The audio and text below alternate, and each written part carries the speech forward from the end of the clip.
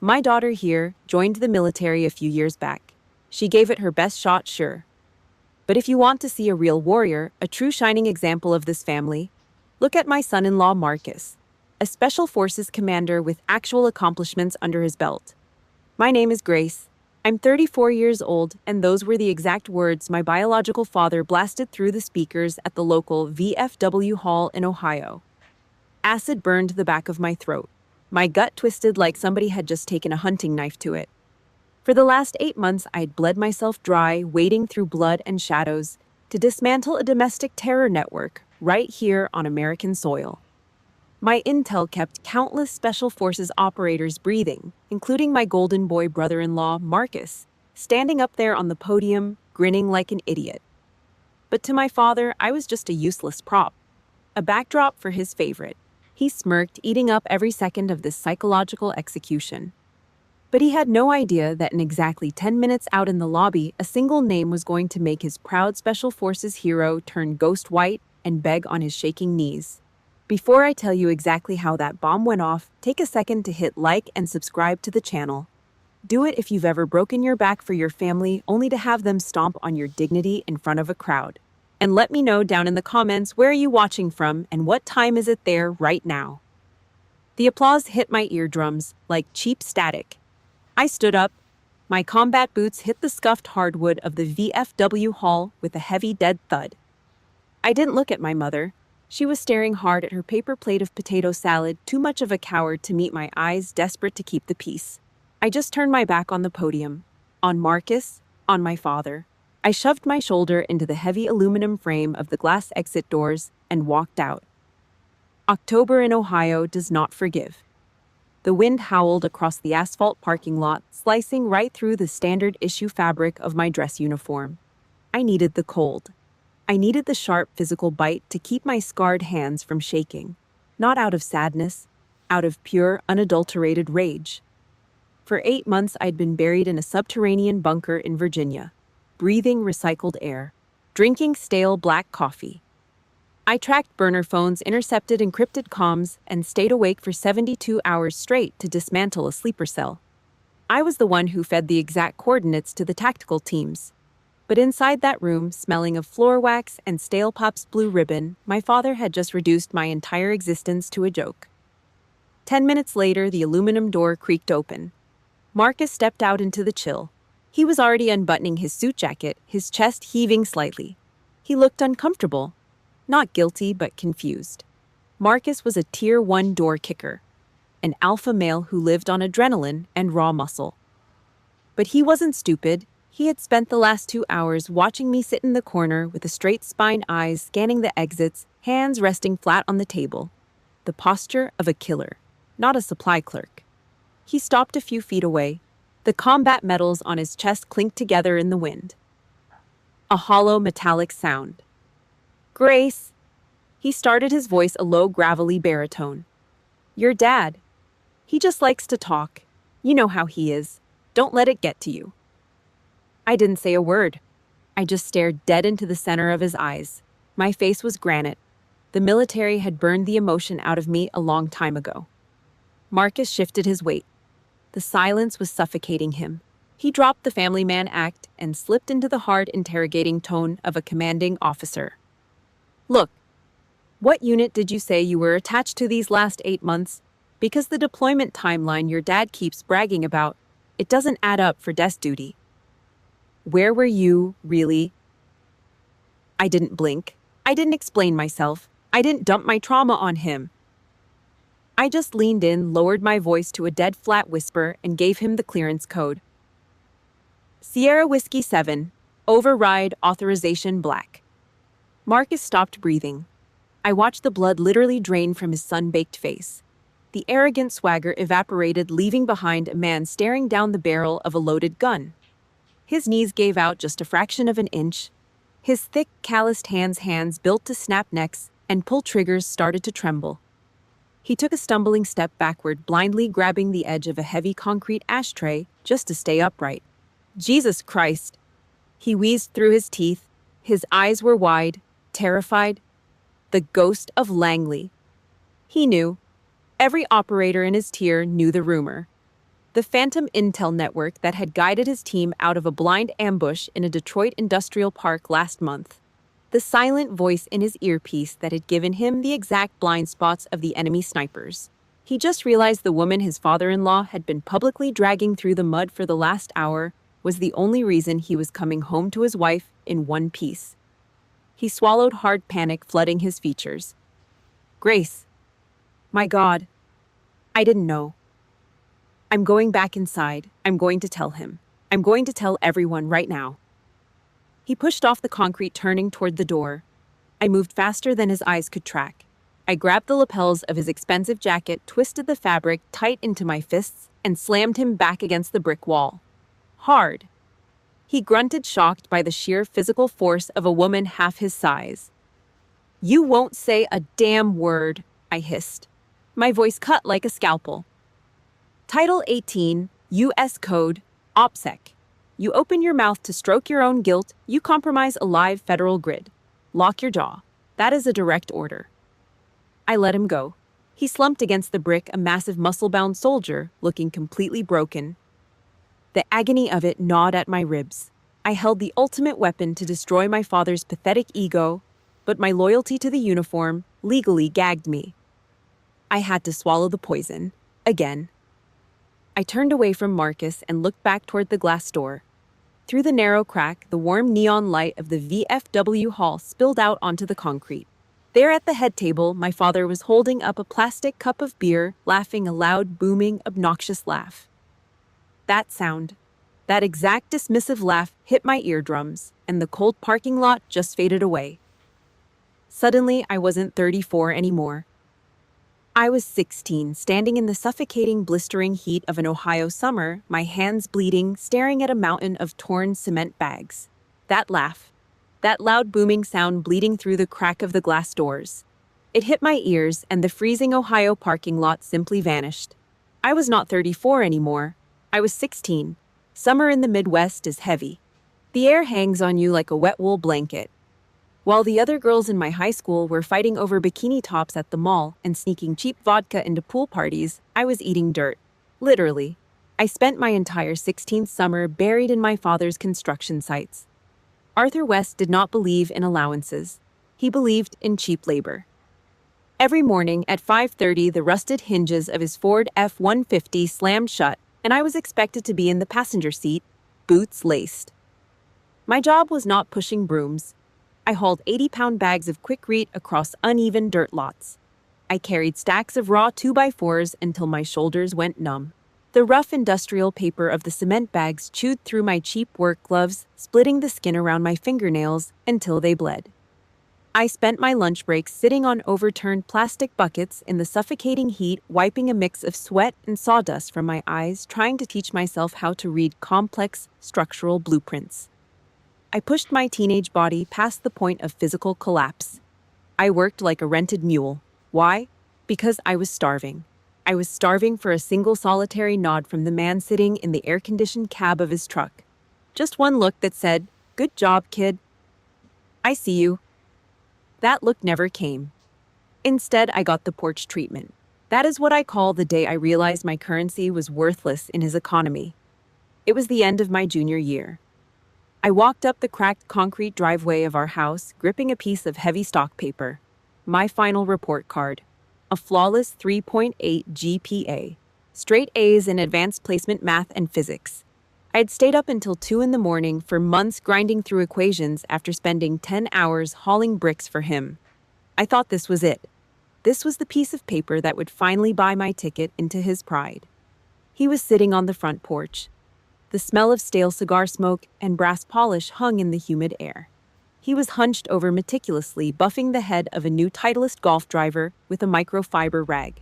A man who refused to pay for a second crew on his job sites but dropped $800 on a golf club just to show off at the local country club. I stopped at the top step. My heart hammered against my ribs. I held out the report card. "Straight A's," I said. My voice cracked just a little. Arthur did not stop buffing the metal. He did not look up at my face. He just let his eyes flick sideways, scanning the numbers on the paper for exactly 2 seconds. He popped his tongue against his teeth.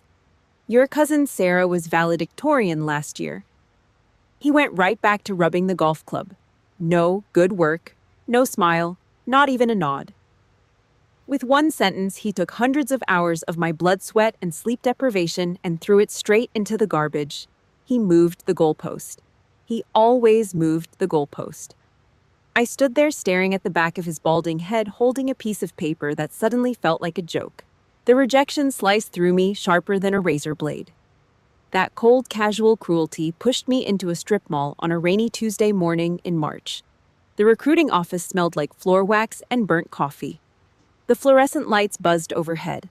I sat in a hard plastic chair across from an army recruiter, a sergeant with a thick neck and bored eyes. He slid a stack of enlistment papers across the cheap laminate desk and tapped the signature line with a cheap ballpoint pen. "Why the army, kid?" he asked, not really caring. "I want to serve my country." I lied. The truth was darker. The truth was pathetic. I was signing away my bodily autonomy, offering to take a bullet in some godforsaken desert just to scream into my father's face that I had value.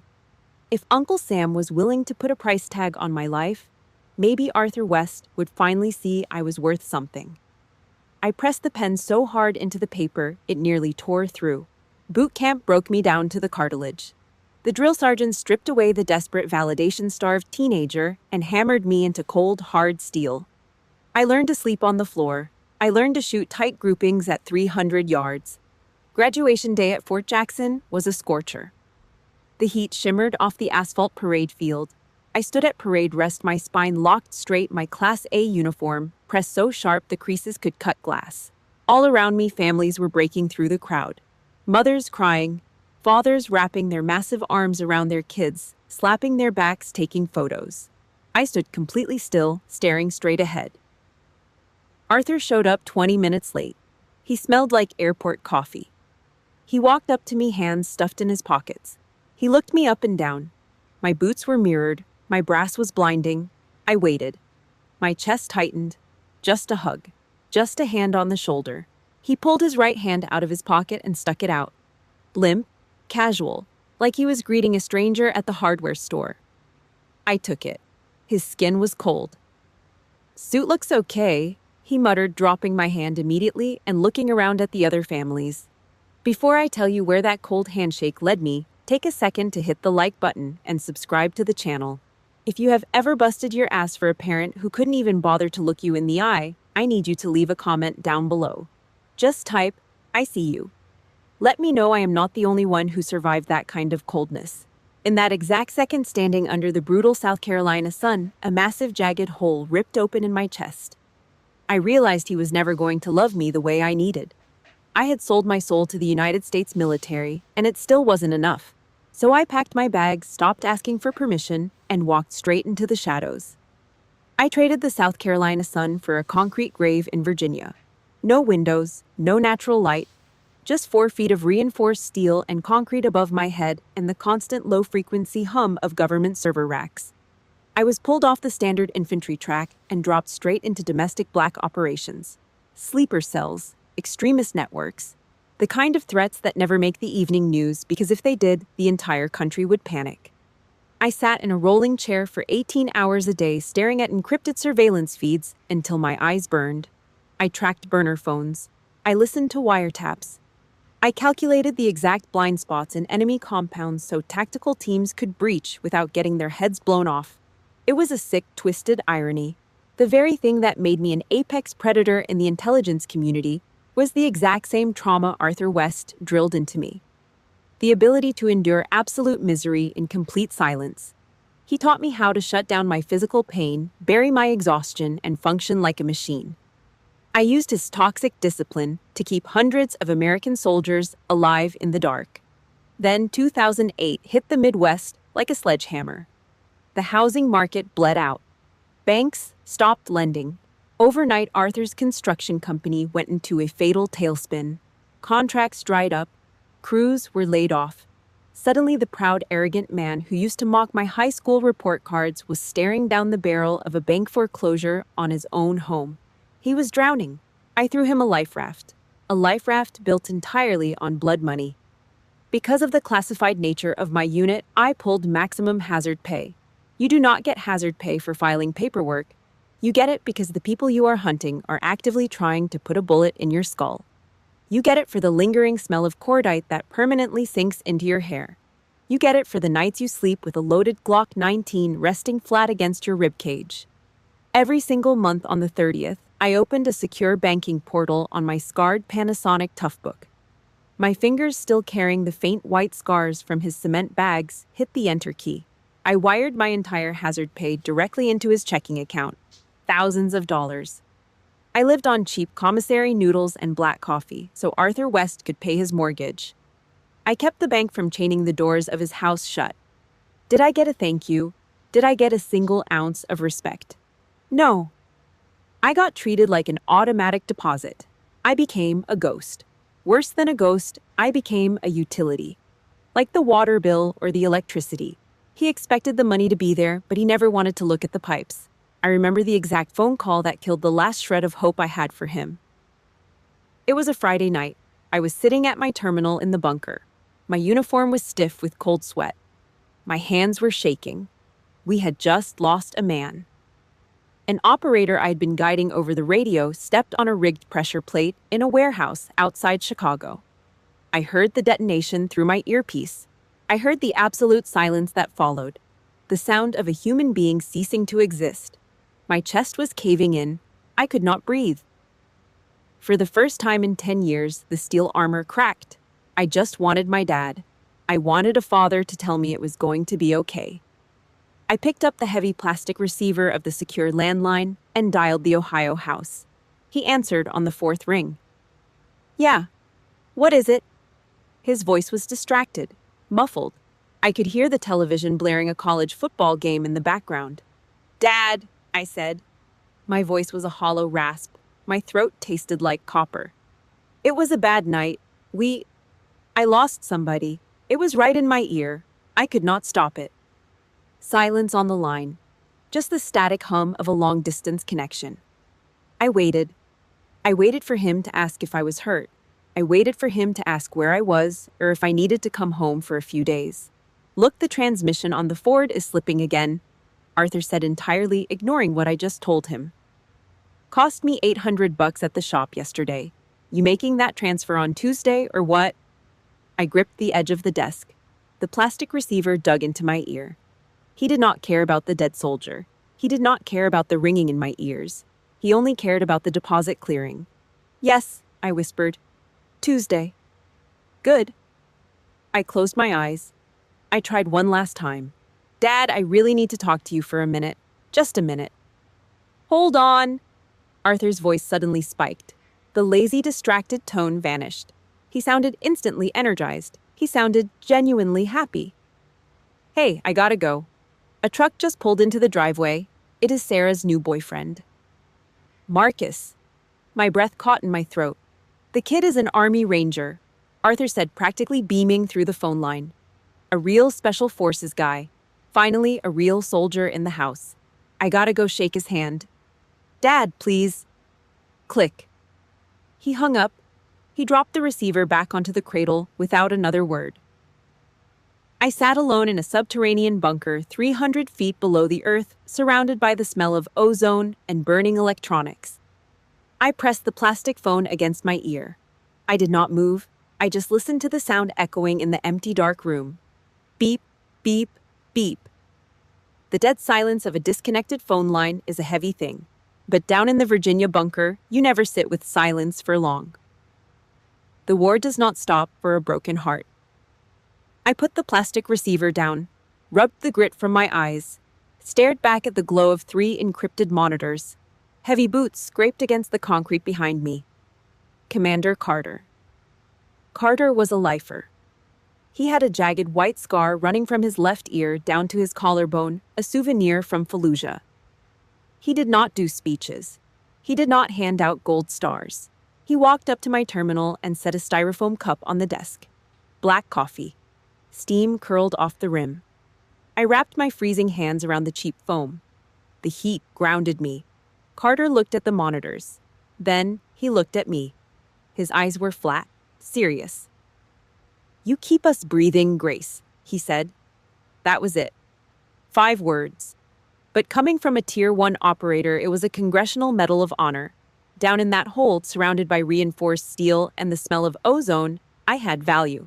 I was an invisible shield. These men trusted me with their lives. They were my actual family. 3 days later, I took a mandated 72-hour leave and drove back to Ohio. I should have stayed in the bunker. Sunday afternoon at the West House, the classic Midwestern backyard barbecue. The air was thick with the smell of burning Kingsford charcoal Sweet Baby Ray's sauce and cheap domestic beer. It was not a family gathering. It was a stage play. And Arthur West was the director. Arthur had dragged all the neighbors and relatives onto the back patio to worship at the altar of Marcus. My sister's boyfriend stood by the Weber grill shirtless. A pair of silver dog tags rested against his tanned, perfectly sculpted chest. He was holding a sweating bottle of Budweiser, laughing loudly, telling a sanitized war story about a night raid in the desert. The crowd ate it up. Arthur clapped him on the shoulder, beaming like a lottery winner. "That is a real man right there," Arthur announced to a neighbor. "A real soldier." I stood behind the sliding glass door, watching Marcus flex. The pure, unadulterated irony of it made my stomach churn. Marcus was bragging about a helicopter insertion from the previous week. He actually thought his pilot was just that good. He did not know that 300 miles away, I had stayed awake for 48 straight hours, drinking battery acid coffee, personally hacking and blinding the enemy's surface-to-air radar grid. I cleared his airspace. I kept his chopper from turning into a fireball. He got the beer and the applause. I got the kitchen. I turned away from the glass door.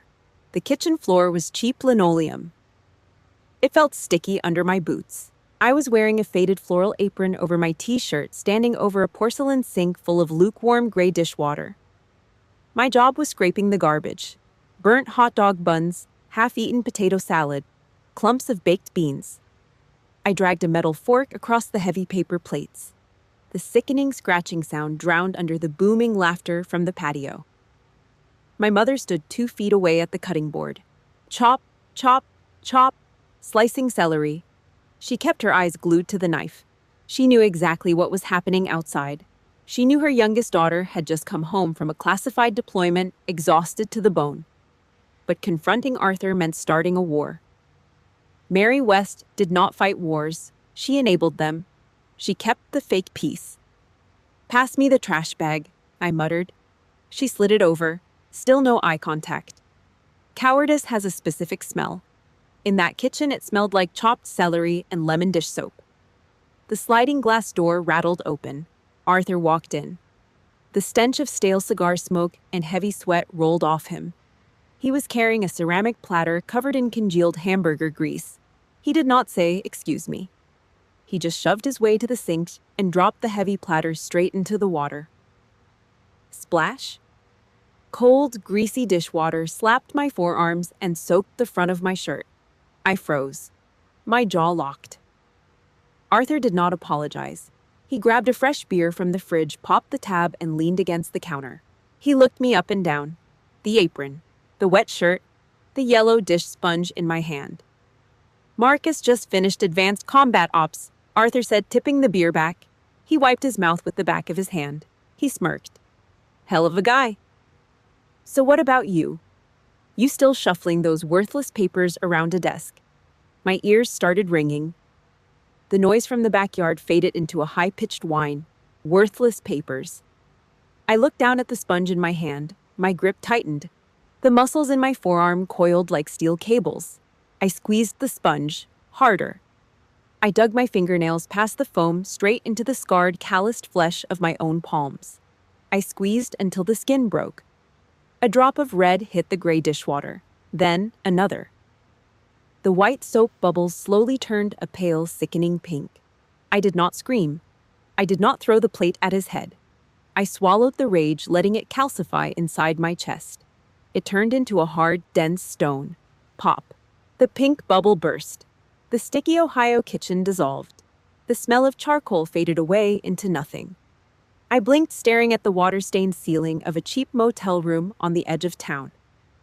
It was Wednesday morning, the morning after the VFW haul.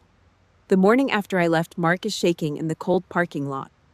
On the cheap veneer nightstand, my encrypted cell phone started vibrating. Buzz, buzz, buzz. I turned my head. The caller ID flashed Marcus's name. 3 missed calls. 4 text messages. The golden boy was panicking. The facade was cracking. I sat up, threw my legs over the edge of the mattress, and let the phone ring. Wednesday morning broke over Ohio with a sickening kind of innocence. Inside the West family home, sunlight spilled across the kitchen tiles. The smell of frying bacon and fresh coffee filled the air. Arthur West sat at the head of the heavy oak dining table. He looked perfectly rested. He slept a solid 8 hours. Destroying my dignity in front of 100 people did not cost him a single second of sleep. He snapped the local newspaper open. The dry, crisp rustle of the paper echoed in the quiet kitchen. He reached blindly for his ceramic coffee mug, took a loud slurp, and set it down. "I knocked that speech out of the park last night, Mary," Arthur said. He did not even look up from the sports section. My mother stood at the stove pushing eggs around a Teflon pan with a wooden spatula. She kept her head down. She always kept her head down. "People need to hear about real service," Arthur continued. He chewed his toast with his mouth slightly open. "Not that paper-pushing garbage. Real combat. Marcus is a goddamn hero. Makes the whole family look good." He was completely at peace. The narcissist's peace. He had fed his massive ego, crushed his favorite target, and now he was enjoying his breakfast. 10 miles away, the reality was entirely different. My encrypted phone vibrated against the cheap laminate of the motel nightstand. 3 missed calls, 4 text messages, all from Marcus. I laced up my combat boots. I pulled on a dark canvas jacket. I drove my rented Ford Taurus to a rundown diner on the edge of the interstate. The diner smelled like industrial bleach, burnt espresso, and old fryer grease. The neon open sign in the window flickered, buzzing with a low, irritating hum. I walked past the empty counter and found him sitting in a back booth. The golden boy was broken. Marcus wore a gray hooded sweatshirt pulled up over a baseball cap. He looked like a fugitive. The arrogant swagger from the backyard barbecue was completely gone. His broad shoulders slumped forward against the sticky red vinyl of the booth. His eyes were bloodshot. Dark, heavy bags hung under them. He had not slept a single minute. I slid into the booth across from him. The Formica table was cold against my wrists. Marcus looked up. He swallowed hard. His massive hands rested on the table, clutching a small white paper coffee cup. He squeezed it so hard the cardboard buckled inward. "Grace," he rasped. His voice sounded like wet gravel. I signaled the waitress. "Double espresso, black." I looked back at Marcus. I kept my spine straight. I did not offer a smile. I did not offer comfort. "I threw up in the parking lot last night," Marcus said. He stared at his trembling hands. "After you left, I sat in my truck and I threw up. I looked at the deployment logs when I got home. The timeline, the blackout dates. It was you. It was you in my ear in Detroit." I remained silent. Let him bleed. "My team walked into a kill zone," he whispered, leaning closer, his eyes wide with a manic kind of guilt. "We were dead, all 6 of us.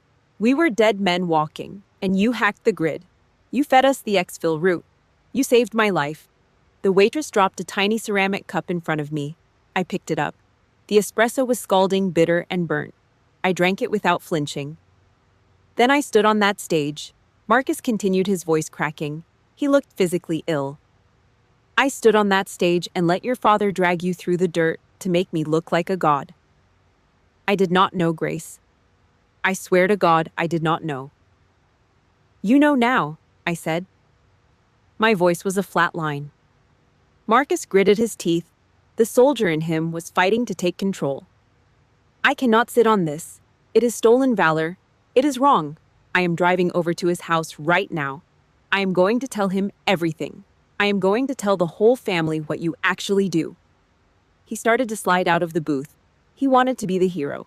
He wanted to rescue me, to cleanse his own conscience. "Sit down," I ordered. The command cracked through the air like a bullwhip. Marcus froze. He slowly slid back into the red vinyl seat, his chest heaving. You will not say a single word to Arthur, I said. I leaned forward, resting my forearms on the table. Title 18 stands. You compromise my identity, you go to Leavenworth Federal Prison. That is the law. Grace, he treats you like trash, Marcus hissed, desperate. He uses me to humiliate you. I cannot look him in the eye anymore. Let me fix this. I looked into the eyes of the elite Special Forces commander. He was begging me for permission to do the right thing. But I did not need his charity. I did not need a man to fight my battles or validate my existence to my father. Arthur West created this monster, and I was going to be the one to burn it down. I reached into the pocket of my canvas jacket. I pulled out a crisp $20 bill. I placed it flat on the center of the table and pressed 2 fingers against the paper. I stood up. I smoothed the wrinkles out of my jacket with slow, deliberate precision. I looked down at Marcus. Lock your jaw, I said. I will end this myself. I turned my back on the golden boy and walked out into the cold morning air. Friday dinner was coming. Friday night dinner at the West House. The dining room smelled like roasted garlic and A1 steak sauce. Arthur sat at the head of the heavy mahogany table. He always sat at the head. He was cutting into a thick ribeye, chewing loudly. Grease shined on his chin. I sat near the end of the table. My mother sat next to me, silently scraping a spoonful of mashed potatoes onto her plate. She looked everywhere except at the people in the room. Directly across from me sat Marcus. He was wearing a nice civilian button-down, but he looked like a hostage. He sat rigid. His shoulders were hiked up to his ears. A thin layer of cold sweat coated his forehead. He stared down at his untouched steak, desperately avoiding my eyes. The $20 bill I left on the diner table must have felt like a target painted on his back. Arthur swallowed a piece of meat and pointed his fork at me. The American Legion is doing a big fundraiser next Thursday down at the lodge, Arthur announced. He did not ask. He dictated. I bought a table, 10 seats. Marcus is going to wear his dress blues. I want you there too, Grace. Wear your uniform. It looks good for the business to have both of you sitting with me. He wanted a photo op. He wanted his Special Forces son-in-law front and center, and he wanted me sitting quietly in the background to pad his ego.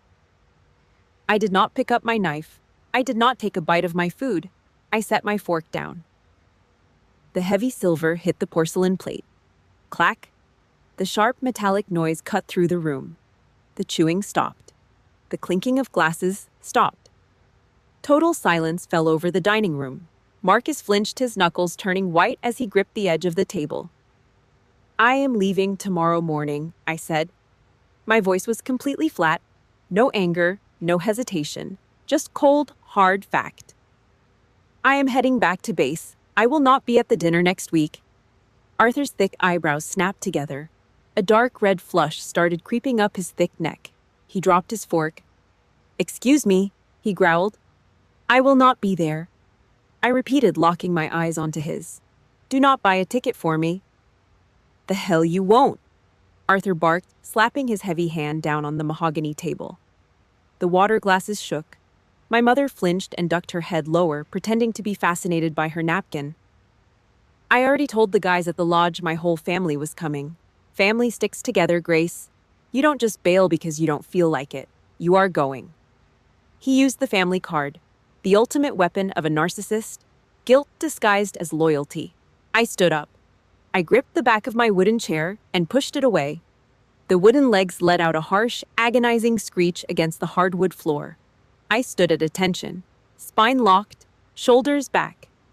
I looked down at the man who had spent 34 years treating me like a bad investment. Last Tuesday, you stood on a stage and introduced me as someone who just tried her best, I said. My voice dropped an octave, cutting through the heavy air like a serrated blade. Then you pointed at Marcus and called him a true warrior, a shining example of a real soldier. Arthur scoffed, waving his hand in the air like he was shooing a fly. Oh, for God's sake, are you still whining about that? Stop being so sensitive. I was just giving the boy some credit. You did not give him credit, I fired back. I stepped closer to the table. You used him to publicly humiliate me. You used my military service as a punchline to make yourself look like the patriarch of some elite warrior family. I am proud of both of you, Arthur yelled. His face was purple now, his chest heaved. He was losing control of the narrative, and he hated it. "No," I said. I leaned over the table. I looked directly into his eyes, watching the arrogant, untouchable father figure suddenly realize he was cornered. "You are proud of Marcus," I said, hitting every syllable with absolute precision. "You tolerate me. There is a massive difference." Arthur's mouth fell open. He stammered, searching for a comeback, searching for a way to twist it back onto me. But he had nothing. I had just ripped the mask completely off his face in front of his wife and his golden boy. If you know exactly what that difference feels like, the difference between being celebrated and just being tolerated, I want you to stop and hit the like button right now. Subscribe to the channel. And leave a comment down below that just says, "I know the difference." Let's show each other we are not crazy. I did not wait for Arthur to find his words. I'd already said everything I needed to say. I picked up the heavy linen napkin from the table. I dropped it directly onto my half-eaten steak. I turned on my heel, grabbed my jacket off the back of the door, and walked out. I did not look back at my mother. I did not look back at Marcus. I pulled the heavy front door open and stepped out into the cool Ohio night. I pulled the door shut behind me. Slam. The sound echoed through the quiet suburban street. The West Empire was finally cracking, and I was not going to be there to hold up the walls anymore. I did not go to the American Legion fundraiser. From what I heard later, the night was a complete disaster. Arthur sat at a table meant for 10. Marcus showed up in his dress blues, but he kept his mouth shut. No war stories, no arrogant backslapping. He just drank club soda, stared at the floor, and left early. The golden boy had lost his shine, and Arthur's perfect photo op was dead on arrival. At the exact same time, Arthur's construction empire started bleeding out. The post-2008 economy was a meat grinder for local Midwest contractors. Material costs spiked. Supply chains snapped in half. Concrete was sitting in rail yards instead of being poured on job sites. 2 weeks after the dinner, I drove to the Ohio house at 2 in the morning.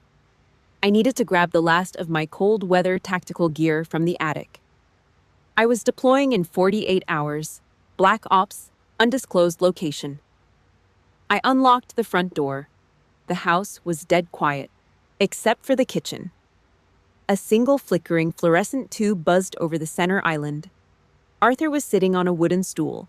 He was wearing a faded gray sweatshirt. He looked incredibly old.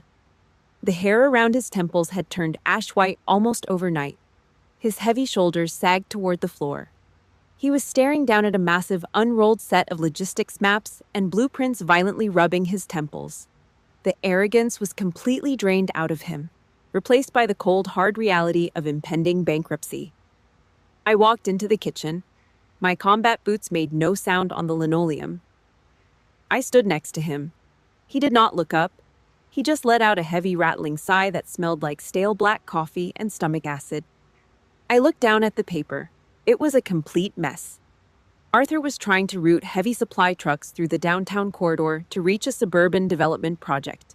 Traffic bottlenecks, weight restrictions on municipal bridges, dozens of idling trucks burning expensive diesel fuel. He was bleeding cash on transit time alone. Down in the Virginia bunker, I moved heavily armed tactical teams through hostile urban environments.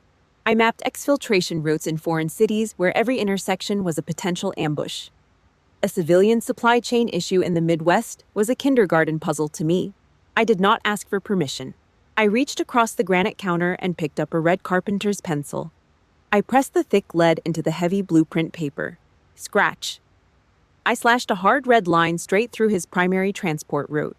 I crossed out 3 municipal intersections. Then I dragged the pencil down to the southern loop, drawing a sharp, aggressive bypass around the city center. Arthur flinched. His head snapped up. His face instantly flushed dark red. "What the hell are you doing?" He barked, his thick hand reaching out to grab the pencil. I did not flinch. I kept the pencil pinned to the paper. "You are burning 300 gallons of diesel a week idling in city traffic," I said. My voice was pure gravel, cold, clinical. "You are running overweight loads over the Miller Avenue Bridge. The city is going to fine you $5,000 a pop if the Department of Transportation sets up a portable scale." Arthur's hand stopped in midair. His jaw worked, but no words came out. I tapped the red line on the paper. Reroute the concrete mixers through the Southern Industrial Loop. You bypass the municipal weight limits. You avoid the morning gridlock. It cuts your transit time by 35 minutes per truck. You drop your fuel costs by 15% and completely dodge the toll penalties on the highway. I let go of the pencil. It rolled across the blueprint and hit his ceramic coffee mug with a quiet clink. Arthur stared at the paper. His eyes darted back and forth, tracing the red lines.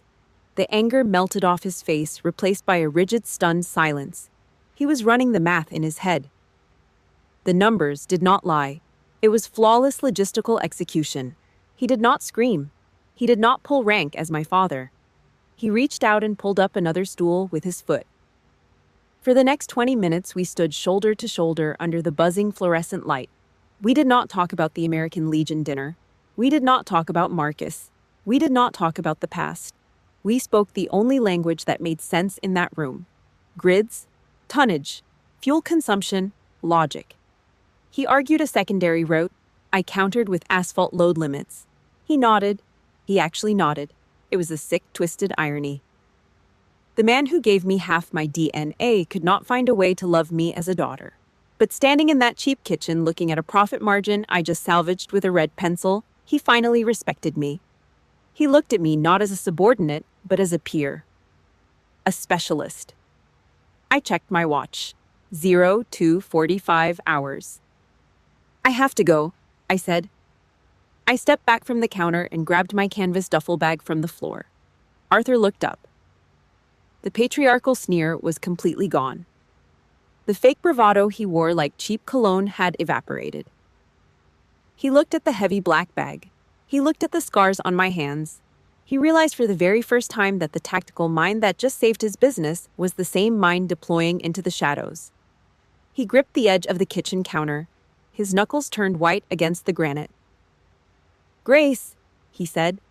His voice cracked. It was a small, fragile sound. He looked me dead in the eyes, and I saw something I had never seen in 34 years. Genuine, raw fear. "Where are you going?" he asked. The room fell dead silent. "Should I be worried about you?" 2 years later. The house in Ohio smelled completely different. The stale cigar smoke and brass polish were gone, replaced by the heavy, suffocating stench of rubbing alcohol, latex, and dying tissue. Stage 4, prostate cancer does not care about your ego. It does not care if you own a construction company or play golf with the local politicians. It eats you alive from the inside out. I pulled my rented Chevy Tahoe into the driveway. I had just come off a classified deployment in the Middle East. I was wearing my Class A uniform, the heavy dark green wool, the shiny brass buttons. I carried a special clearance pass from the Pentagon in my pocket just to be stateside. I walked through the front door. I did not knock. The living room had been gutted. The leather recliners and the big flat-screen television were gone. In the center of the room sat a rented hospital bed. The mechanical hum of the oxygen concentrator filled the silence. Arthur West was laying flat on his back. The patriarch. The man who used to scream at crews of 50 construction workers. He was gone. The thing lying on the mattress was just a hollow shell wrapped in thin, translucent skin. Clear plastic IV tubes snaked out from under his thin blanket, carrying fluids and heavy narcotics into his withered veins. He looked tiny, a pathetic, shriveled version of the giant who used to terrify me. I walked to the foot of the bed. I stopped. I locked my knees and stood at attention. I did not reach out to hold his hand. I did not offer a comforting smile. I just watched him, a silent observer in the room. The heart monitor clipped to his finger beeped, a slow, lethargic rhythm. Beep. Beep. Arthur slowly opened his eyes. They were sunken deep into his skull, surrounded by dark purple bruises. The whites of his eyes were a sickening jaundiced yellow. He turned his head slightly and saw me standing there in full uniform. He swallowed hard. It sounded like dry sandpaper rubbing together. "Grace," he croaked. The voice was so weak I barely heard it over the hiss of the oxygen machine. He tried to lift his right hand, but the muscles were completely gone. His bony fingers just twitched against the white hospital sheet. He gripped the fabric, pulling it tight in a frail, desperate gesture. Death has a funny way of stripping a man naked. It burns away the arrogance. It burns away the fake bravado. When a man knows he is going into the ground, the only thing left is his conscience. And Arthur's conscience was screaming at him. He started coughing, a wet rattling sound deep in his chest. I did not move to give him water. I waited. He caught his breath. His eyes locked onto my military insignia. "I never served," he whispered. The words hung in the sterile air. "I dodged the draft in 72. Arthur continued, his voice trembling. "Got a medical deferment for a bad knee. Played college football the next year. I never put on the uniform. Never carried a rifle." I stared at him. The cold realization washed over me. All those years of obsessive military worship, the American Legion dinners, the desperate need to be seen as a hard, patriotic man. It was all a cover-up. When Sarah brought Marcus home, Arthur wheezed, closing his eyes. A single tear leaked out, rolling down his hollow cheek. A real Ranger. A Tier 1 guy. I was terrified. I was terrified he was going to look at me and know I was a coward. I needed him to respect me. He opened his eyes and looked at me, pleading. "So you used me," I said. My voice was completely flat. No emotion. Arthur gave a pathetic nod. "I used you. I stepped on your neck so I could stand a little taller next to him. I made you look small so he would think I was a hard man. I am sorry, Grace. God, I am so sorry." I did not blink. The apology did not fix the calluses on my hands. It did not erase the decade I spent thinking I was defective. My entire youth was crushed not because I was not good enough, but because my father was too much of a coward to deal with his own shattered masculinity. "I know." Arthur choked out, his grip tightening on the bedsheet. "I know everything." My eyes narrowed slightly. "Marcus?" Arthur swallowed hard. "Marcus got drunk a few months after that VFW dinner. He slipped up. He said something about the intel grid in Detroit. I started digging. I made some calls to some guys I know in DC. The heart monitor spiked slightly, beeping faster. "I know who you are, Grace," he whispered, staring at me with a mix of absolute awe and sheer terror. "I know what you do in the dark. The ghost of Langley." He knew. The man who handed me a mop and told me I was useless knew I was the apex predator of the intelligence community. He knew I held the lives of hundreds of Special Forces operators in my hands. "You knew," Arthur sobbed. His chest heaved violently. "You knew exactly how pathetic I was that night. You knew you were the most dangerous person in that room. You held the ultimate trump card, but you never played it. You let me humiliate you, and you never said a word to destroy me in front of Marcus." He stared at me, waiting for the killing blow. He wanted me to scream at him. He wanted me to curse him, to spit on him, to finally unleash the rage he knew he deserved. If I punished him, it would mean his actions still mattered to me. It would mean he still had power over my emotions. I looked down at the dying old man in the hospital bed.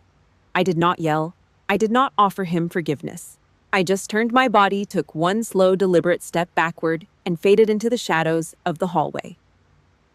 I drove straight from the hospital in Ohio back to my apartment in Northern Virginia. I did not turn on the radio. I drove in complete silence for 6 hours. The interstate blurred past the windshield. My apartment was completely dark when I unlocked the front door.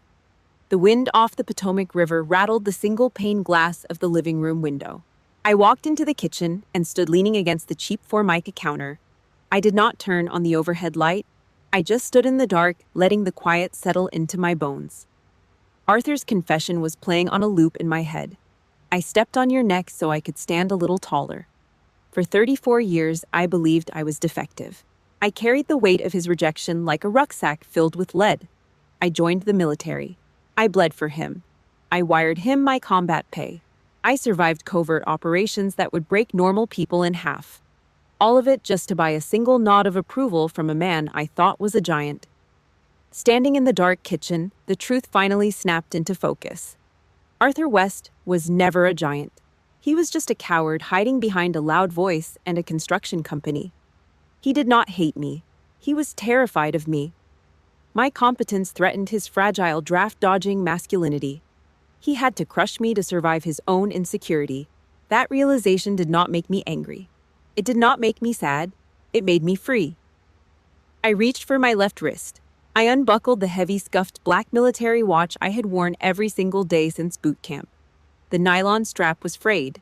The glass face was scratched from concrete walls and desert sand. I laid the watch flat on the counter. I was done.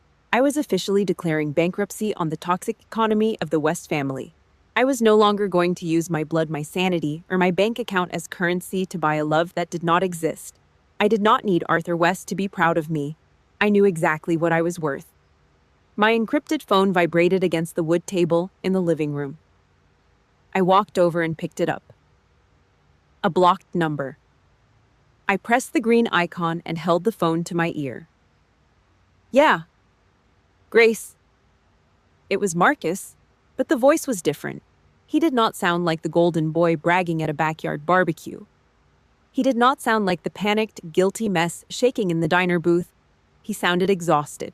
He sounded like a man who had just walked through hell and barely made it out the other side. I am at Fort Bragg, Marcus said.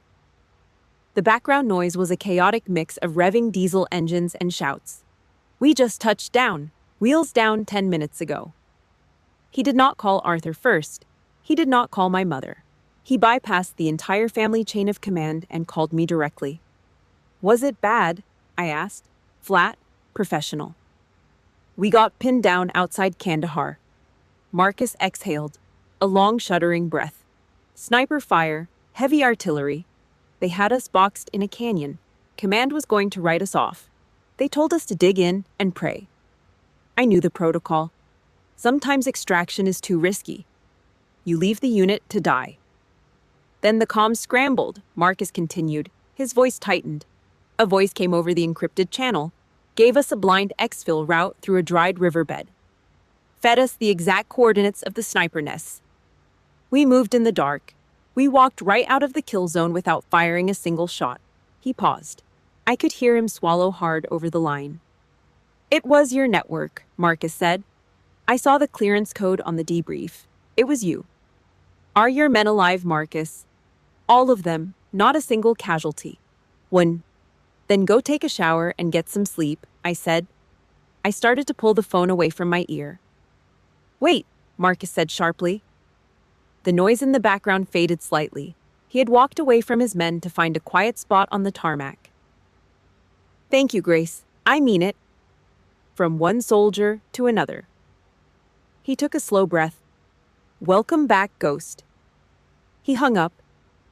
I set the phone down on the table. No fanfare, no applause in a VFW hall. Just the quiet, absolute respect of a Tier 1 operator recognizing the person who kept him breathing. That was all the validation I would ever need. I walked over to the small desk pushed against the living room wall. Sitting perfectly centered on the cheap wood was a thick ivory envelope. It bore the embossed gold seal of the Department of Defense. I slid my thumb under the heavy paper flap and pulled out a single sheet of heavy cardstock. A formal invitation from the Pentagon. Next Friday, inside the deepest rings of the Department of Defense, a 3-star general was going to pin a classified intelligence medal onto my chest. A silent acknowledgement for dismantling the domestic terror cell in Ohio. At the bottom of the heavy cardstock there was a blank line, civilian guest authorization. I pulled a black ink pen from the holder on the desk. I did not hesitate. I did not think about the cancer eating away at his body. I did not think about the past 34 years of humiliation. I pressed the tip of the pen against the rough textured paper. I wrote down 2 words, Arthur West. I was going to pull him out of his dying bed. I was going to drag him into the center of American military power. I was going to force him to sit in a room full of generals and watch the daughter he called worthless receive the highest honor in the shadows. I put the cap back on the pen. Click! The sound cut through the dark apartment. It was time to finish this. Modern medicine pumped enough synthetic adrenaline into Arthur West to get him on a commercial flight to Washington, D.C. I did not hold his hand through the terminal. I walked ahead. He trailed behind, leaning heavily on a black aluminum cane, dragging his feet across the polished floors. We passed through 3 separate security checkpoints to get inside the building. Armed military police checked my Pentagon clearance. They looked at Arthur, patted him down, and scanned his temporary civilian badge. He looked terrified. The men with the rifles did not care about his local construction company. They did not care about his golf handicap. They only cared about the clearance code I provided for him. The Pentagon does not feel like the VFW Hall in Ohio. There is no cheap draft beer. There is no loud, obnoxious laughter from men trying to prove how tough they are. The air inside the E-ring is heavy. It smells like lemon wax, polished brass, and absolute, unforgiving authority. I stood in the center of a soundproof briefing room. The walls were lined with acoustic paneling that sucked the noise right out of the air. There were exactly 12 people in the room. No cameras, no press, just operators and commanders who understood the exact price of the blood on my hands. My Class A uniform was rigid. The dark green wool scratched slightly at my collar. My brass insignia caught the sharp overhead light. I kept my heels locked. My spine was a steel rod. My chin sat parallel to the floor. A 3-star Army general stood directly in front of me. His face was weathered, carved out of granite. His chest was a solid wall of combat ribbons. He did not smile. He did not make a booming, empty speech to stroke his own ego. He simply held a heavy brushed metal medal attached to a dark blue ribbon. He stepped forward. His knuckles brushed my lapel as he pinned the medal to my chest. The medal was cold. It dragged down on the fabric. That small piece of metal carried the weight of hundreds of operators who made it home to their families because I stayed awake in the dark. The general stepped back and delivered a slow, deliberate salute. I returned it. Crisp, perfect. I dropped my hand. My eyes flicked past the general's shoulder to the back of the room. Arthur stood near the heavy oak doors. He was drowning in his own clothes. The charcoal suit jacket, the same one he wore when he used to scream at his construction foreman, now hung off his hollow shoulders like a scarecrow. His skin was gray. For the first time in his entire life, Arthur West was not the loudest man in the room. He was not the center of the universe. He was just a ghost. A shrinking, dying spectator watching the daughter he used to treat like garbage receive the quiet, terrifying respect of the United States military elite. He looked incredibly small, and I felt absolutely nothing for him. We left the building in silence. I drove the rental Chevy Tahoe down Interstate 395. The late afternoon sun bled through the windshield, casting long, harsh shadows across the dashboard. The heavy tires hummed against the hot black asphalt. The air conditioning blew cold, dry air against my face. Arthur sat in the passenger seat. He stared blankly out the window at the Potomac River. His breathing was shallow, a jagged, uneven rhythm that sounded like a broken engine. I kept both hands on the leather steering wheel, 10 and 2. I did not need an apology anymore. I did not need him to break down and cry. I was completely detached. I was just driving a passenger. Then the raspy sound of his voice broke over the hum of the tires. I did not come down here today to watch you get a piece of metal grace. I did not turn my head. I kept my eyes locked on the red taillights of a semi-truck in front of me. Okay, I said, flat, unbothered. Arthur swallowed hard. His bony fingers gripped the edge of his nylon seatbelt. He was struggling to pull the words up from his ruined chest. I came because I needed to see it, he whispered. The arrogance was completely burned out of him. Only raw, absolute reverence was left. He was speaking to an equal. No, he was speaking to a superior. I needed to stand in the back of that room and witness the greatness you built. You built it all by yourself, in the dark, while I was busy trying to break you. 10 years ago, those exact words would have brought me to my knees. A desperate, starving 16-year-old girl would have sobbed, pulled the car over, and buried her face in his chest, thanking God that her father finally saw her worth. But that girl was dead. She died hauling heavy bags of concrete in the Ohio heat. She died washing grease off plates in the kitchen. She died in the freezing parking lot while a special forces operator shook in his boots. I looked down at my hands gripping the steering wheel. Thick white scars crisscrossed my knuckles, the physical receipts of my survival. I did not shed a single tear. I did not feel the crushing, desperate need for his approval anymore. I did not forgive him out loud. I did not curse him. I gave him the ultimate punishment for a narcissist. I gave him my total indifference. I let him sit in the passenger seat with his guilt, knowing he could never undo the damage, knowing I had outgrown him completely. The tumor in his prostate was killing him, but the toxic tumor he planted in my mind was already gone. I had surgically removed it myself. I pressed my heavy combat boot down on the gas pedal. The V6 engine growled. The car accelerated, merging smoothly into the fast lane, leaving the Washington, D.C. skyline fading in the rearview mirror. I looked out at the endless stretch of open American highway in front of me.